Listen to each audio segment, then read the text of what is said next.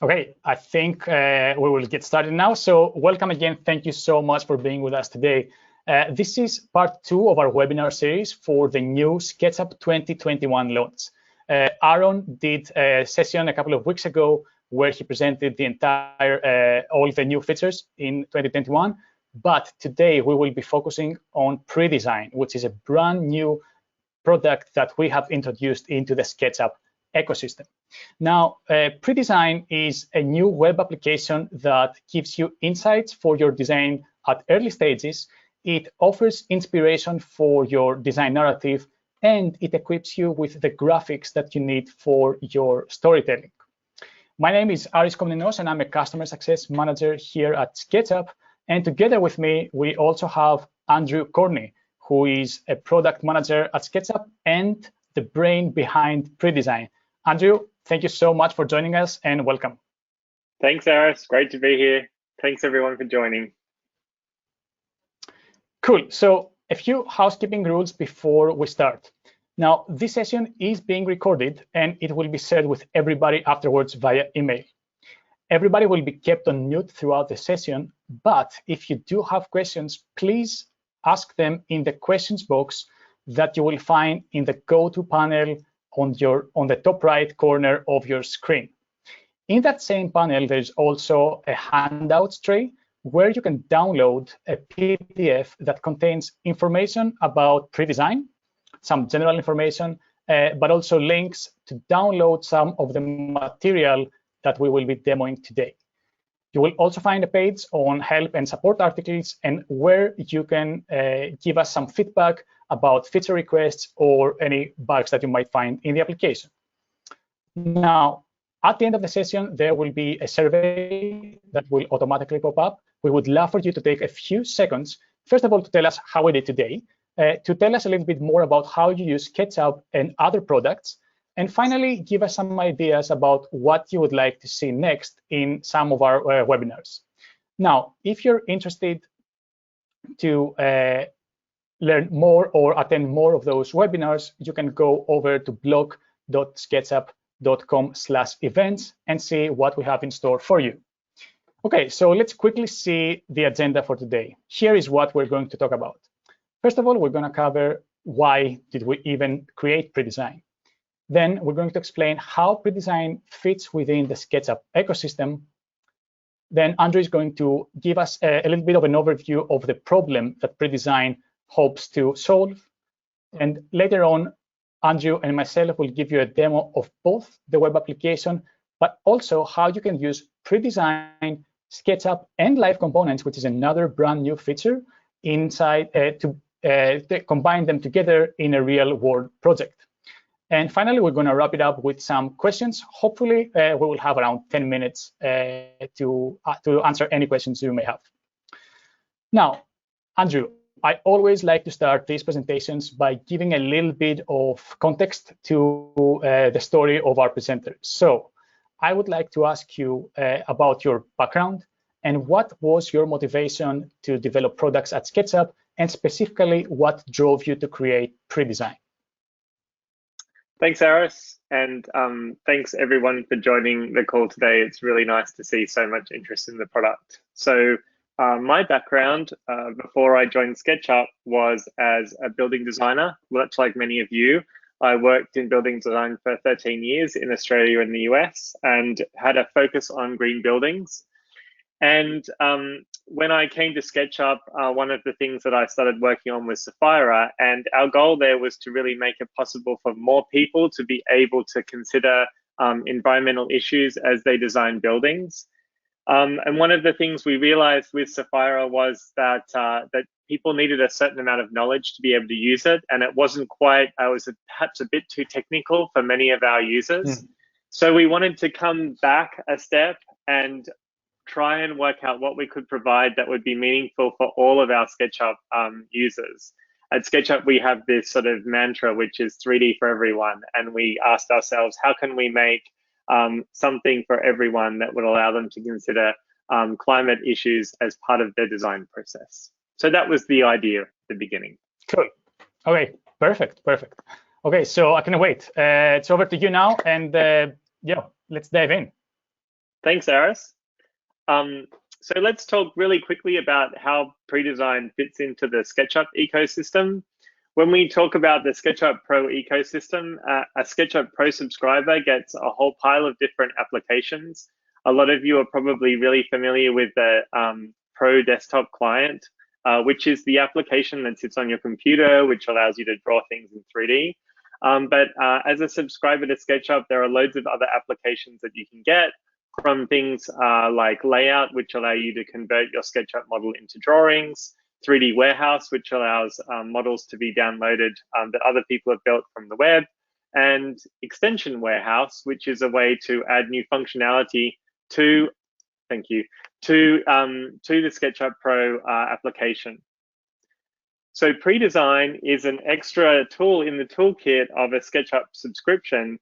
And this is a product that we hope will help people enhance their design research at the beginning of design by providing climate insights and design recommendations. So PreDesign is intended to be something that is used at the very beginning of the design process, that provides information that can feed into a SketchUp model and that directs you to the 3D Warehouse, where you can obtain components that you can also use to help start your SketchUp model. You can then use Sapphira as another product to optimize the design further by doing analysis into energy and daylight performance. And then when you're ready, you can take the information that's provided from these tools and use Layout as a way to provide drawings or reports to hand over to your client. So PreDesign is a web application, and it can be launched at predesign.sketchup.com. And you'll already have access if you're a Pro or Studio subscriber in an enterprise account, a student with a Studio subscription, a Sapphira subscriber, or someone who is in the middle of a SketchUp trial. But if you are a perpetual license holder of SketchUp, or you're on a shop or free subscription, then you will need to upgrade your license to a Pro subscription to be able to get access to PreDesign. Let's talk a little bit about the problem that we wanted to solve with PreDesign, because I think it's always interesting to set the scene before we do a demo and try to explain what we had observed talking to people in the field about the problems that they have, and what we felt was a good thing to try and solve in this space. So I, often ask people, what design research do you do at the start of a project? And what does design research really mean to you? So design research does have a definition in many, workflow plans. So this is the RIBA, which is the UK's Royal Institute of British Architects plan of work. And that plan of work includes 2 design phases, which are essentially research phases that are undertaken prior to the creation of a 3D concept. The strategic definition phase and the preparation and brief phase. And during these phases, you might do things such as obtain or agree a client brief and owner requirements. This is almost always something that happens on a project. Even if you're going to do a house extension, you would need to agree on the size of the room that would be added and what the room is for example. People often usually do site surveys as well as part of their pre-design research. So they need to understand where services would run through a site and what those constraints might do in terms of being able to inform the design. And of course, understanding the codes that you'll be subject to and the certification pathways that you might want to pursue also helps inform the project at the very beginning. Now, what we also found is that a lot of people do climate analysis as well at the start of a design process. And we observed that people do tend to create diagrams or report outs, such as this psychometric chart, or these wind roses, or sun path diagrams or sky domes. But what we also found is when we asked people how they use those diagrams or what those diagrams do for them to inform the design, or how they present that information to clients, people weren't usually able to articulate, what is this information telling me? And what seemed to be missing from that sort of part of the design research process is the so what. that's needed to help take that information to meaningful design suggestions and help. So let's look at why someone would even bother doing design research into climate. Well, one of the key things that we believe is if you make climate considerations, the environment and the local climate part of your design story, then that's a great way to start having the whole project think about climate as a factor, as a design factor throughout the entire process. Considering climate into design research can also help avoid exploring concepts that aren't suitable, and also perhaps improves the chances of getting alignment around a design strategy. In other words, done well, good climate research at the start of a project leads to better design outcomes, saves on time aligning with your client, and reduces the risk of doing rework later on. So pre-design is sort of designed around that idea that we wanted to bring those sorts of benefits to our users. We wanted to make it much easier for people to talk to their clients about how the climate affects their design. And we wanted to make it easy to understand, to get direction on which design strategies would work well and which design strategies might not work well. And then ultimately to help architects and designers have a better conversation with their owners and get buy-in on their design strategies faster so they can save time at the beginning of the design process and move on into the detailed phase faster. So with that, now I'm going to give you a demonstration, and hopefully I'll be able to show you how pre-design can help you achieve those sorts of outcomes. Pre-design is a web app, as I said, and you can go to predesign.sketchup.com to get access to pre-design. Now, I'm already logged in with my Trimble ID, but if you aren't logged into SketchUp with your Trimble ID, then you would need to use a Trimble ID to access this account. And as I said, if your Trimble ID is associated with any of those products, then you'll be able to get access. If not, you can start a trial to try the product out. Today we're going to look at, today we're going to look at the Bali Garden School demonstration product. So when you come into pre-design, you'll see that there are 3 demonstration studies. And these are here to help you orient yourself into what the product can do for you and how you can use it in your design workflow. So we're going to use the Bali Garden School as the example project today. When you come into pre-design, there is a series, there's a way to navigate around the product on the left-hand side. You can see different categories that we'll walk through today. And also you can change the language to be up to 9 different languages within pre-design if you wish, as well as the units. But we're going to now look at this project, which is a new project in Bali Denpasar. And I'm going to start now a guide which we'll use as the basis for learning how to use pre-design in the product. Okay, so we're going to look at Denpasar, at a school in Denpasar, which is the main city in Bali, Indonesia. So we're imagining that we're going to design a new school project in this new location. If you're going to start a new project, and this doesn't really matter whether this is a location that you're familiar about or whether this is a location that you've never designed in before, it's if you haven't started to think about the climate impact on a building design, the first thing that you need to do is get alignment with your client around what the climate is actually like.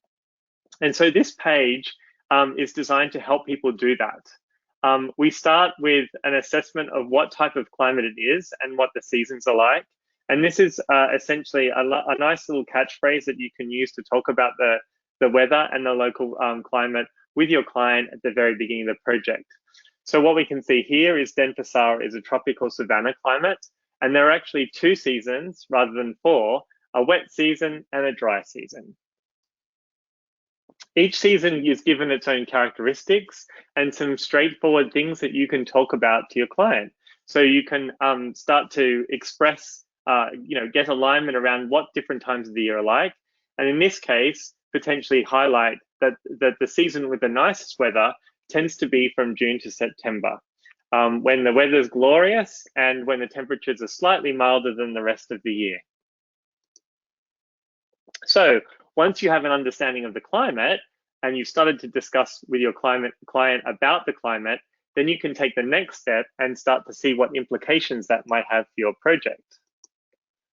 So we're going to use the signpost here to launch the next tour. This page is called the architectural response page. And what the idea here is that we take the information that we've learned about the climate and start to try and draw the dots between that information and architectural strategies that could be applied to the building. So one of the first things that this is telling us about Bali and Denpasar, and this is not surprising because Bali is a very popular tourist destination for Australians such as myself, is that people, the weather is really nice for about 61% of the time, and so nice that people would much rather be outside than be inside. Okay, so this means that it's nice and warm, that there might be some cool breezes. And why is this important? Well, it means from a design perspective, if you're going to be sympathetic or understanding of the occupants that will use your building, knowing that for a very substantial proportion of the time they would rather be outside can help the architecture respond appropriately. So an appropriate architectural response in that kind of weather would be a building that allows people to be connected between the inside and the outside, with large openings potentially so that people can feel that connection, or potentially even ways to take inside program space and use outside space as an alternative way to provide that space. But also, because this sort of weather is usually associated with sunshine, it's important to consider to have shading where needed in this sort of weather.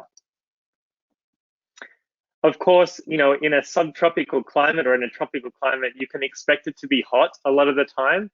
And this is telling us that for 39% of the time, it's actually uncomfortably hot in Bali. And so what that means is that our architecture needs to respond accordingly to that. At those times, people might be looking at a building as a way to get shelter from the heat. And so the building architectural response would involve more shading and more control of solar gain, and potentially using fans, air movement, or misting for shaded outside areas to make them more comfortable. So this is great. What we've learned in the first section now is not only can we talk about what the climate is like to our client, but we can join the dots and start to identify some key architectural strategies, which include big openings to the outside and shading devices as the starting point for our architectural design. Let's now look at glazing ratio. So I'm going to do a tour of the glazing ratio feature. One of the things that we have heard very often from architects is that there's often a discussion early on and later in the project about how much glass is appropriate for a project. And so we wanted to give people information about the kinds of things that might inform how much glass you can have and what kind of strategies you could adopt to potentially have more or less glass on a project. So this feature is a feature where you can choose which orientation you want to consider for your project. Obviously, because solar gain is one of the factors that might influence how much glass you can have, it's important to be able to choose which orientation you want to consider when you're thinking about how much glass would be appropriate. So you can use this selector to choose between the different orientations. Now we're in a warm climate, which is essentially a tropical climate. So heat loss through the glass is not really an issue. The main driver of the glazing ratio on this project would be sun. So solar heat gain coming through unshaded glass would bring a lot of undesirable heat into the building.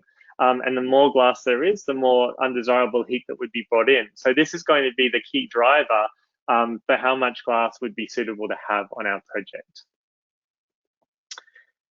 The next part of this component is to sort of give you a sense on, if I was to look at a typical strategy for this climate versus the absolute Rolls-Royce best thing you could possibly do, how much would making those facade design changes affect the total amount of glazing that I can use on this facade? And in this instance, you can see that the facade design can have a big impact on how much glazing that you could actually accommodate on a building. But sometimes it might be that making lots of changes to the facade doesn't really affect how much glass you can have. So this makes it really easy for you to quickly determine whether it's worth spending time using this feature to try to explore strategies that might help you increase how much glass you can have and what the trade-offs might be. And it's also probably worth noting at this time as well that we use this maximum glazing percentage as a value to assess options, but you can use it as a proxy for all kinds of performative aspects. It doesn't have to be just relating to glazing performance. Now, we're going to assume that on this school in Bali, the school's already told us that they don't want to use anything other than a single glazing solution with a wooden frame. So this filter section has allowed us to choose to just filter down the options that we consider to those kinds of solutions and focus on the impact of shading on how much glass we can have. Because this is, for this particular project, is assumed to be the only real lever we have to control that solar gain and potentially increase the amount of glass that's in the building. So what you can see here now is that there are 4 options with different levels of external shading, and we report how the external shading will affect how much glazing that you can have in the project. And you can see here that if we use an extensive external shading solution, even with basic glazing, basic single glazing, we can still potentially go up to 50% glass on this building. So that's great. So now we've got a way to communicate to our owner, to our client, what the implications in this climate are likely to be by different orientations for glazing ratio, so that if we want to pursue design solutions that incorporate more glass, we can then have a starting point for the budget to understand what that would cost, or at least what that would mean for our project if we wanted to do that. Let's now look at the shading solutions that might allow us to achieve that. So this page helps us work out what kinds of shading solutions might be best for this project. Again, it has an orientation selector, and because this project is in the southern hemisphere and just below the equator, we're going to just focus on the northern hemisphere for this demonstration today, but you could look at this information across a range of different orientations. The first thing that we do is we make a recommendation in the product about shading for you to help you get a steer on whether shading would be a good idea or not by orientation. And in this instance, we're strongly recommending, you can see that we're making a strong recommendation for shading on this facade in this climate. And this is based on an assessment of the sky conditions at different times of the year, the exposure of that orientation to those sky conditions, and therefore how much negative sun is likely to be coming into the building. So what you can see here is a sun path diagram that shows that's been divided into a series of blocks, and each block has a characteristic. And in Denpasar, Bali, it turns out that almost all of the sky conditions are what we call detrimental overheating sun, which means that if the sun is coming into the building, the impact of that sun is likely to be detrimental, and it's likely to cause that building to be overheated and uncomfortably warm. So, so our goal now is to use some shading solutions that block these parts of the sky so that those sun conditions are going to be mitigated. At the base of the tool now, you see there's a range of different shading strategies that are offered. And we're going to start by looking at a double overhang solution here, because some of these other solutions are potentially a little bit more intensive than we want to apply on the project. So you can click on the double overhang option, and now we can see how a double overhang with a certain series of dimensions is going to block the sun path and block different parts of the sky. So you can see this strategy is actually quite effective at blocking a high proportion of these overheating sun sky conditions. But at the beginning and end of the day, there are still some times when we get sun coming in through the building. So as a shape, it's actually not a bad way to block the sun from coming in. but perhaps there is a better solution. I'm going to have a look at the hood now. So a hood creates this kind of shading shape, which is a flatter shape than the double overhang. And we can see visually, without needing to be a building physics expert, that this is blocking more of the red sky, more of the sun conditions that we'd like to take care of. And perhaps it might be a little bit small, but it's a really good shape for us to use. So we could now move ahead with the hood as a design solution or as a shortlisted design solution for this project. Okay, so what we've been able to learn in this feature is firstly, how to sort of see which parts of the sky we need to block, and then with how different strategies might block different parts of the sky.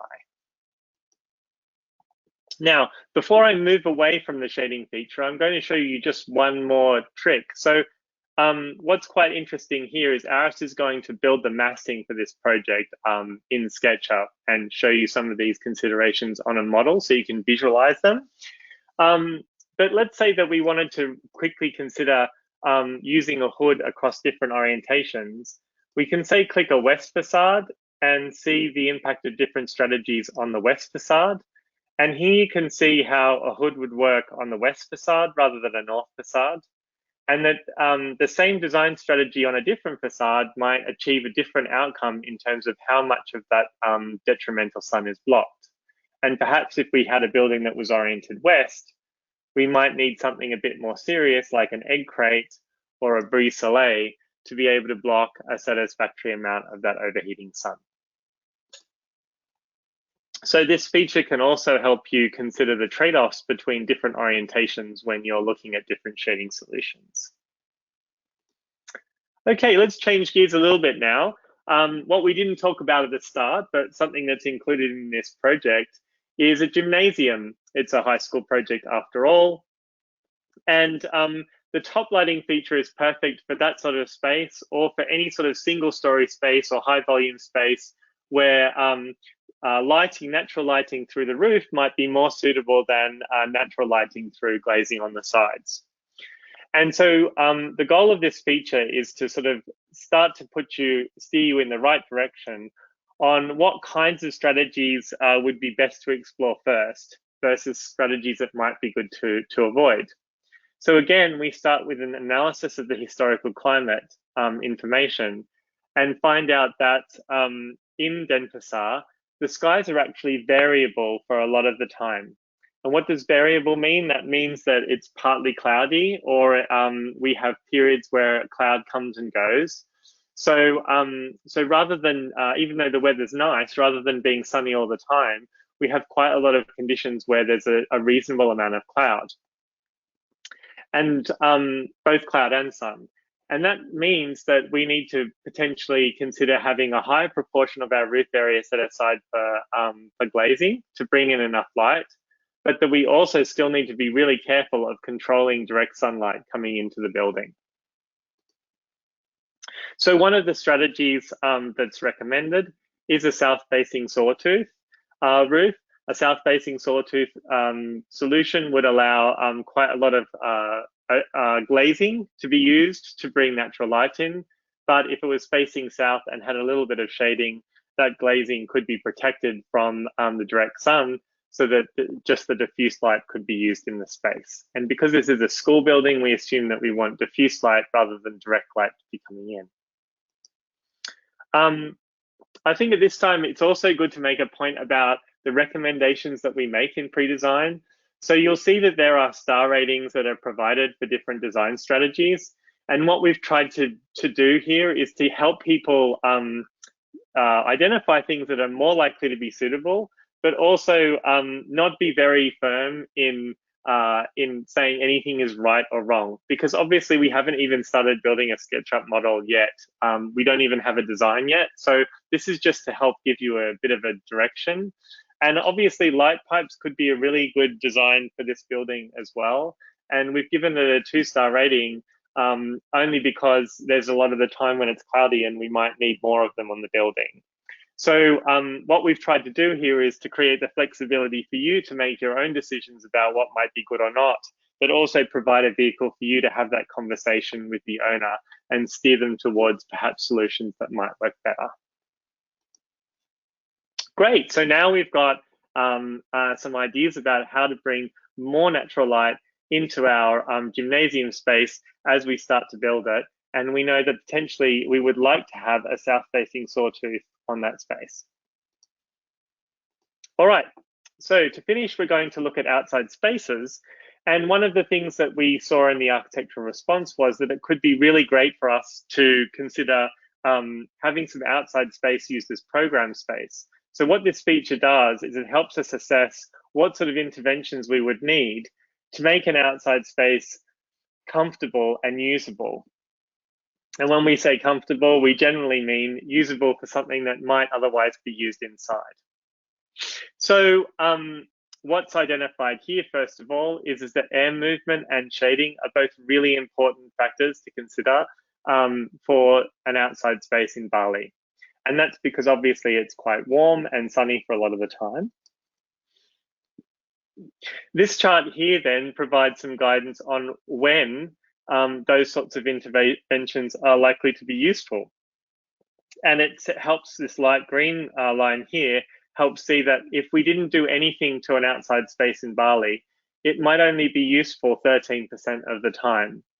But if we did have some shading and we did have some air movement and a couple of those other interventions, then the outside space would actually be useful 96% of the time. So these sorts of interventions can make a huge impact into how useful that outside space is.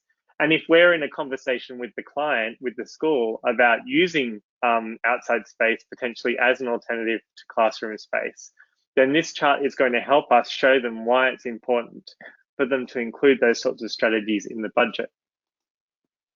And of course, in this particular climate, just using sunshade and air movement are probably the most important factors. So we lead you down to that solution and help you see how those two in combined are going to help with your project. Okay, so now we've finished the tour of PreDesign. You've got some great information to take into the SketchUp model. We have some information about what shading strategies we'd like to use. We have some information about how much glass we can have. And we have some information about how we might want to design our outside spaces. So I'm going to hand it over to Aris now, who's going to use this information to help inform his new SketchUp model, which is going to be this school in this fictitious Bali site. So now I'm going to hand it over to Aris to continue the demonstration. Awesome, Andrew. Thank you so much. I'm going to take over the screen now. Perfect. So I know that was a lot of information, but now we're going to see how we can leverage those insights from PreDesign and turn them into actionable design gestures inside our SketchUp model. Okay, so imagine you have a fresh new SketchUp file. What I'm going to do first is I'm going to geolocate my model. And you can do that, you can natively do that in SketchUp by going to File, Geolocation, and Add Location. That's what you're going to see if you have a fresh new file. And by clicking that, the Add Location functionality will come in. Here, you can type in the address of your project. In our case, we are in Denpasar, Bali. We are going to use that same location. And once you have centered on your site, you can select region. And from here, you can select the provider. We have two providers right now, Digital Globe and high resolution aerial imagery with NearMap that is currently available for US, Canada, New Zealand, and Australia. Since we're in Bali, I'm going to select Digital Globe. I'm going to adjust my import level and hit import. Now, I'm not going to do that because I have already imported my location in this file. So once you import the location, what you're going to see is an aerial image, of course, of the site, but you will also notice that the site is geolocated with the correct coordinates in Bali. That means that if you activate the shadows, all the shadows are going to be accurate. Okay, so at this stage, this is where you should fire up PreDesign and get some insights about the site. Now, Andrew showed you before how you can do that on a web page. In SketchUp 2021, you can launch PreDesign from inside the application itself. Now, under File, there will be a Start Pre-Design option. Again, this is only available in SketchUp 2021. If you have a previous version of SketchUp, you will not see that option. So I'm just going to click on Start Pre-Design, and that will open up a web page with PreDesign open here. And again, you will need to sign in with your Trimble ID if you haven't done already in SketchUp. But once you have signed in, you will see your studies. So I'm going to open up the Bali Garden School in Denpasar study, and I'm going to just highlight a few of the points that Andrew mentioned before and how those insights can drive our design. So before you do anything, before you start drawing any kind of volumes inside SketchUp, it is always useful to get an idea about the context where you're designing, how the climate feels like.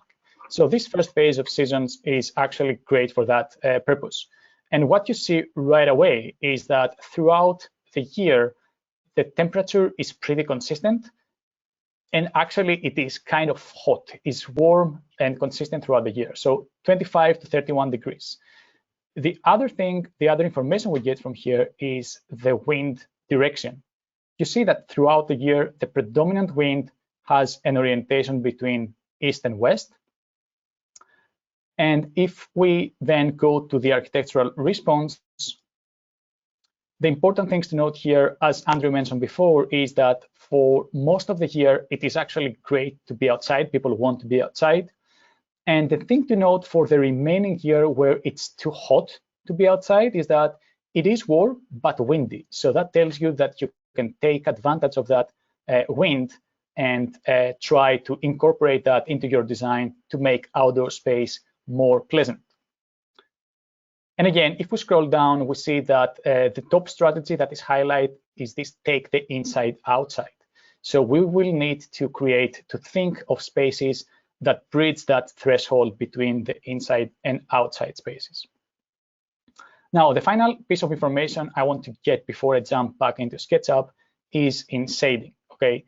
And if you heard Andrew before, he kind of explained how different strategies work for different orientations.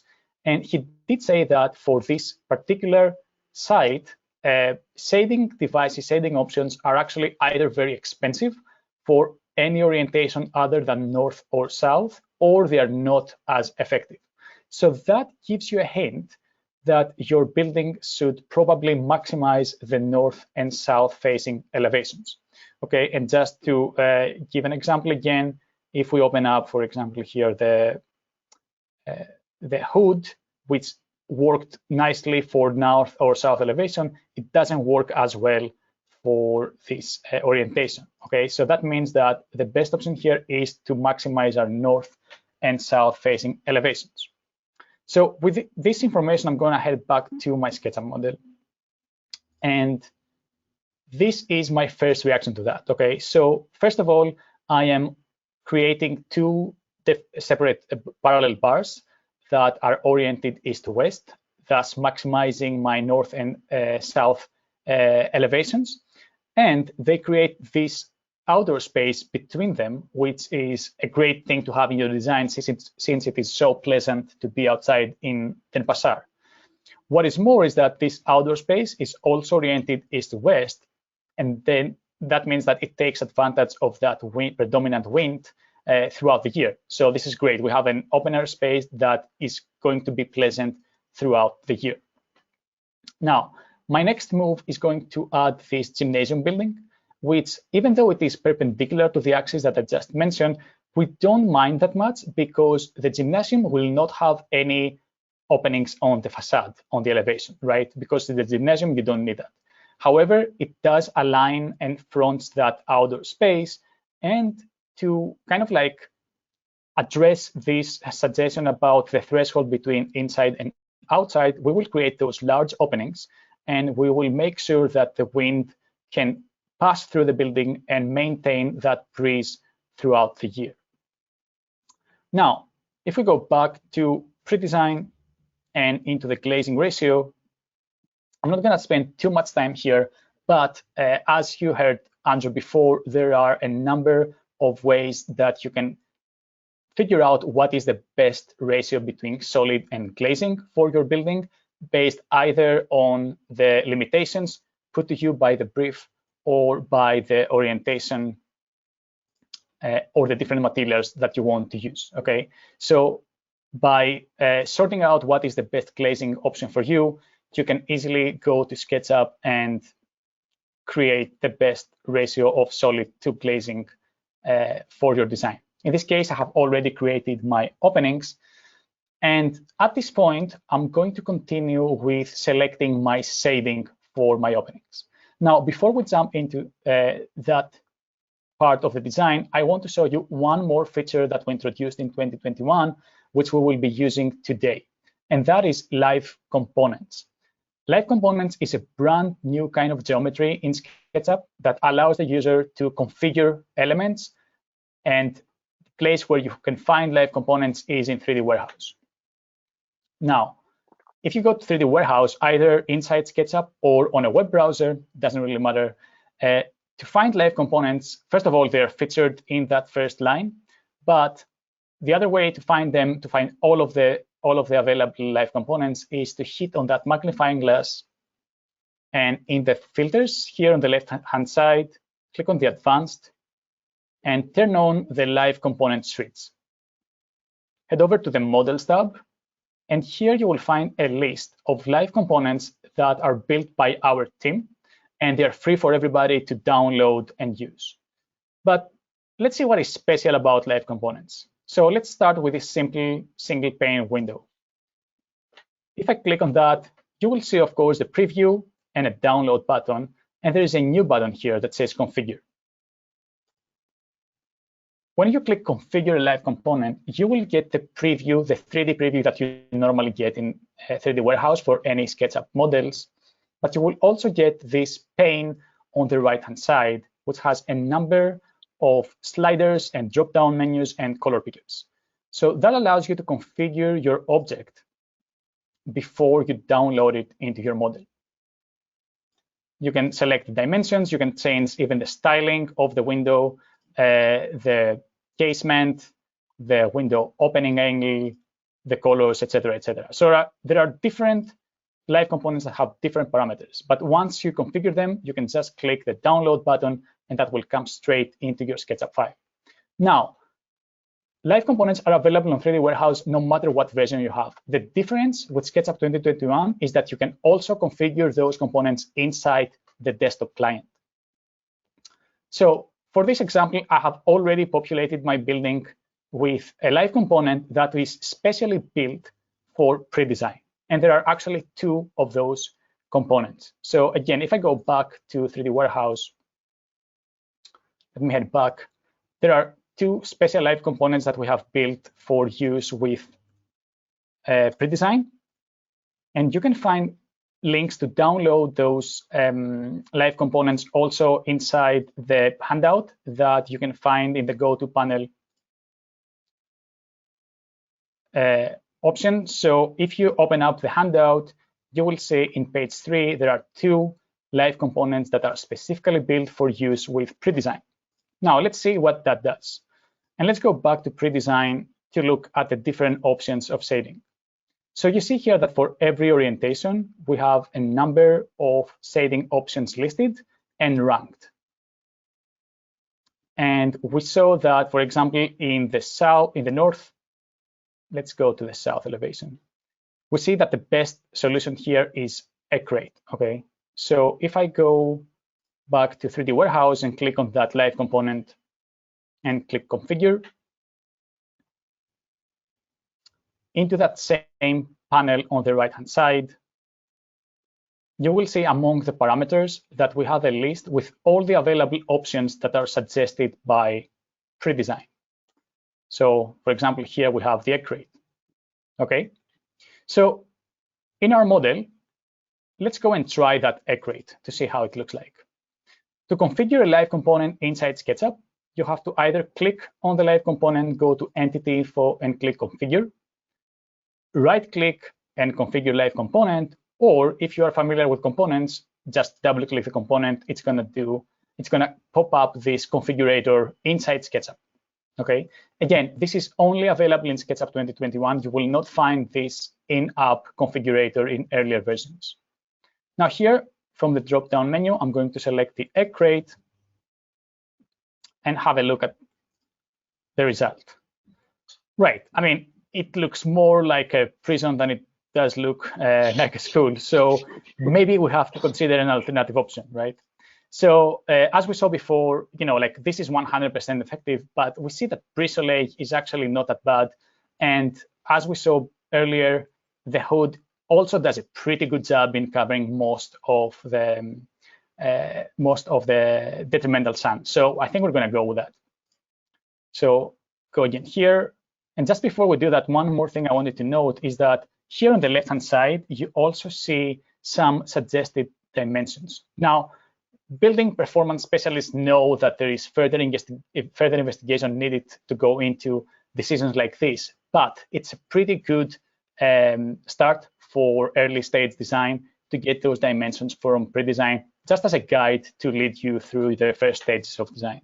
So in this case, we know that the size of the shading should be 30 centimeters.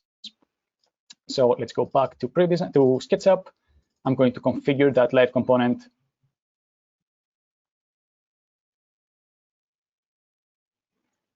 Sometimes it takes a few seconds for the configurator to load. And here I'm going to select hood.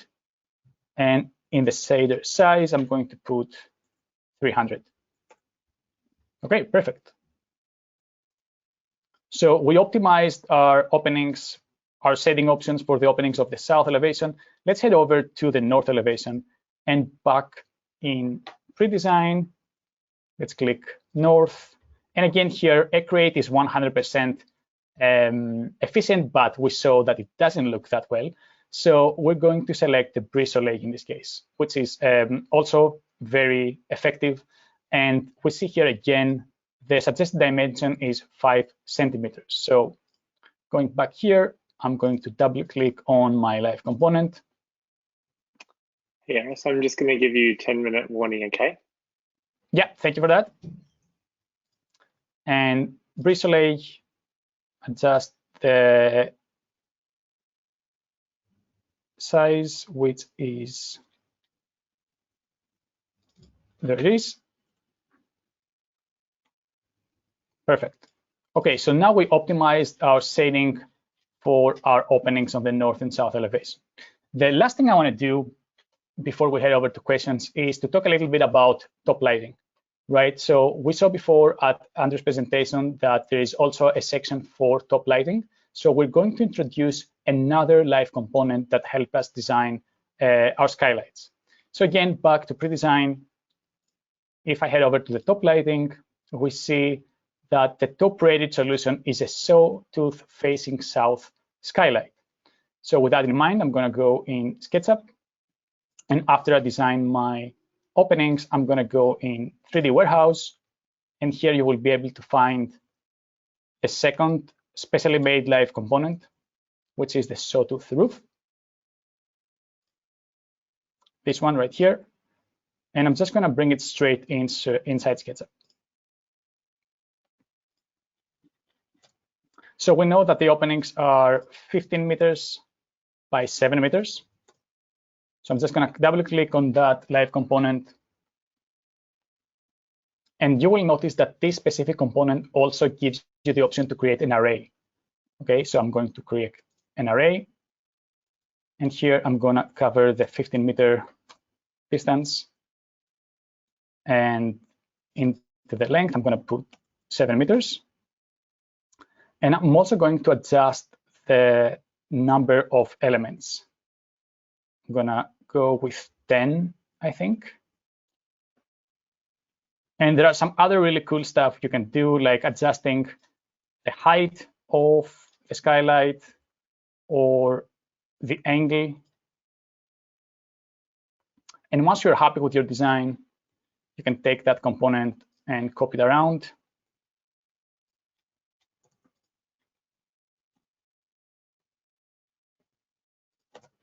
And this is it. So with the suggestions that we got from PreDesign and live components, we were able to create a pretty robust early stage design for our school in Bali.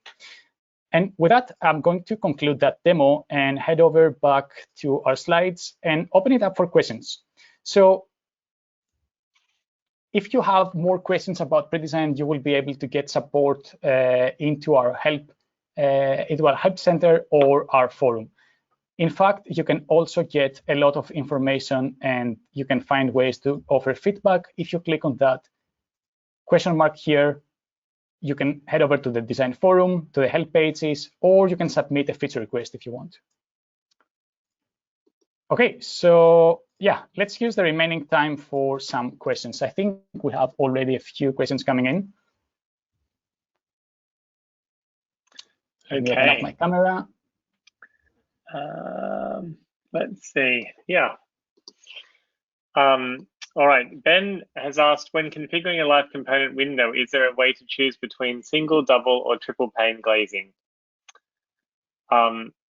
So I guess I would say the answer to that question would be that we're looking to get lots of feedback on what changes to make or how to improve the live components.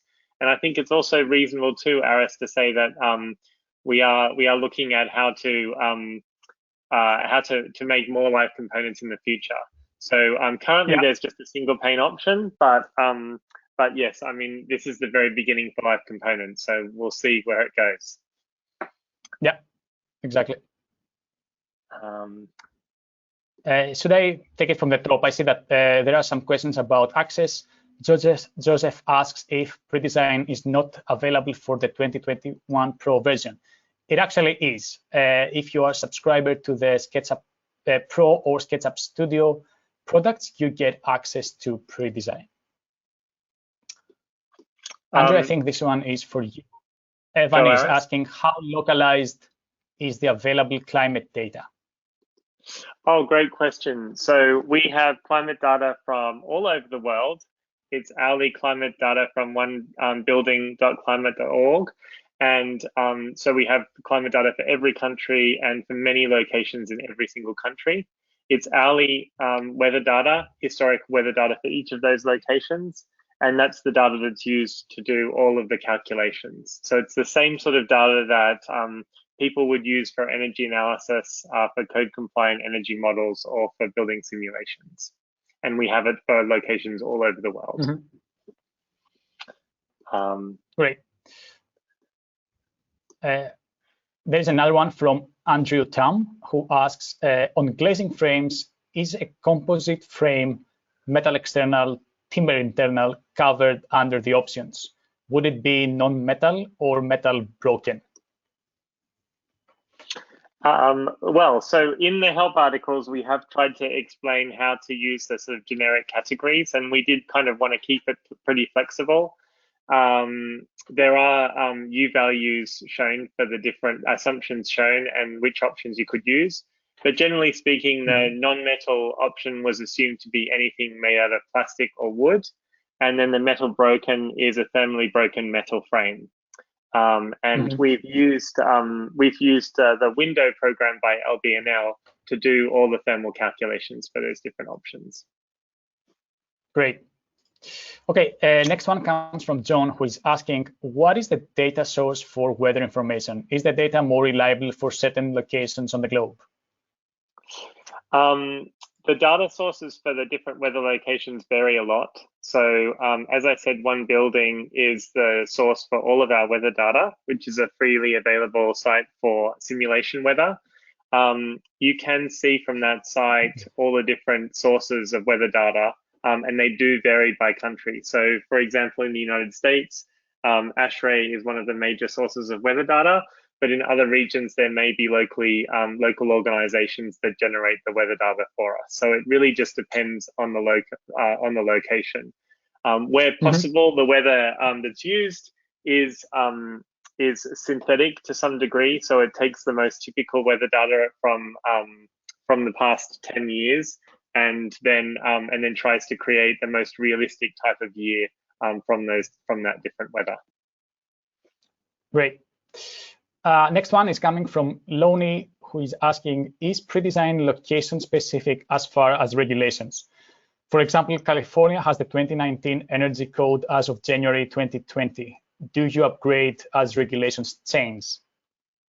Great question. So PreDesign isn't really intended to be a way to work out whether you're going to pass the energy code or not.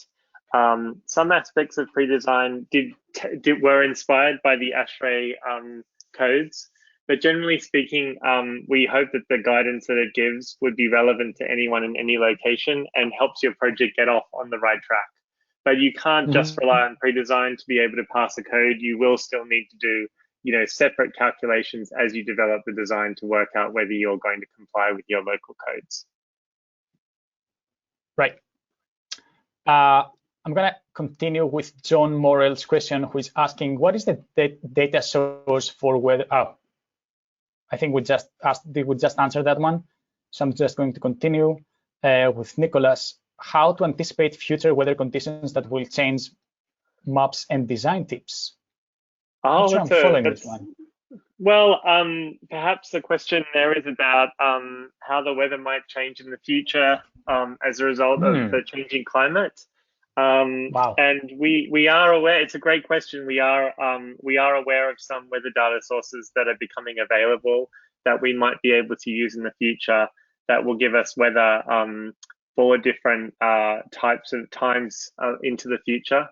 But right now, the weather that's in PreDesign is just the current weather that we have, the historical weather data that's available.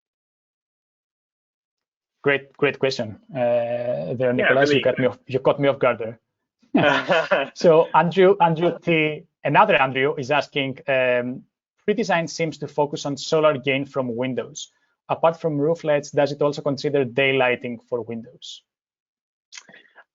It doesn't consider daylighting at this time, no. It's mostly looking at the impact of solar gain on, as a source of thermal discomfort or comfort potentially, and also as a source of extra heat that needs to be removed by an air conditioning system or that might be able to be used to heat a building. So they're the main focuses of the facade at this time. Yeah. I'm realizing we're very close on time and I want to be respectful of everybody's time. I think I'm going to do a couple of more questions. Andrew, if you have spotted any question that you want to answer, please go ahead. Otherwise, I'm going to continue with the next two questions I have. Go for it.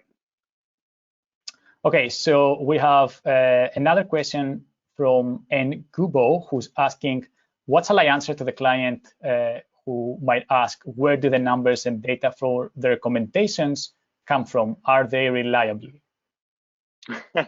Well, you can tell the client that the weather data is the same sort of weather data that's used for energy simulations that might be used for code compliance down the track. So it's exactly the same weather data sources that those calculations would use. And we've done our best to convert that hourly data into useful advice based on our knowledge of how simulation tools like Energy Plus would generate information through a product like Sapphira. So we do have a lot of anecdotal information about the results that you get from energy simulations and other simulations, and we've used the same source information. So definitely the fact that it's based off hourly weather data is a great way to answer that question. Yeah. Okay, I'm going to combine two questions because I think they're really interesting. Ben is asking, when configuring a live window component, is there a way to choose between single, double, or triple pane glazing? Which is a great question. And yeah, I mean, currently there isn't that option, but as Andrew mentioned before, we are considering other ideas for live components. So that's one great one. And Roger is asking, will live components be linked to PreDesign? When adjusting in the SketchUp model, it would be nice to see how well it will perform against the suggestions, which I find a great idea. Andrew? Yeah, no, I think that's great too.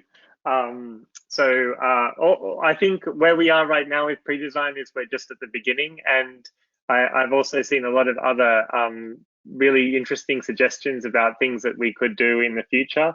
So there is in the product a way for you to provide those suggestions to us. And we're certainly, this isn't the end for pre-design, obviously. We're very interested in hearing what people need within the product and then making further advances in the future.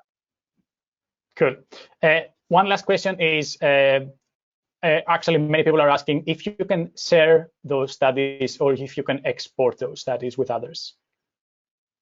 So the ways to export the studies today are through screen grabs or through a live presentation to your client, the way we've done it today.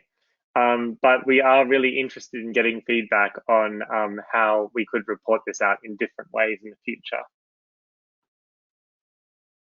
Great. I think we have gone a little bit over time. We apologize for that, but there were a lot of questions from the audience.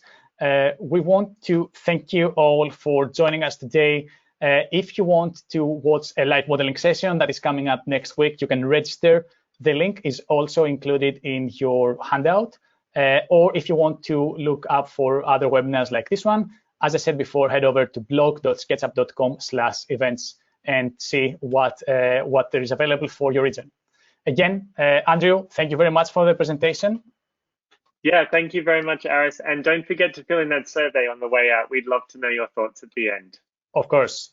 Yes. Okay, great. Thanks, everybody. Thanks so much for joining us and have a good day. Yep. Bye, everyone.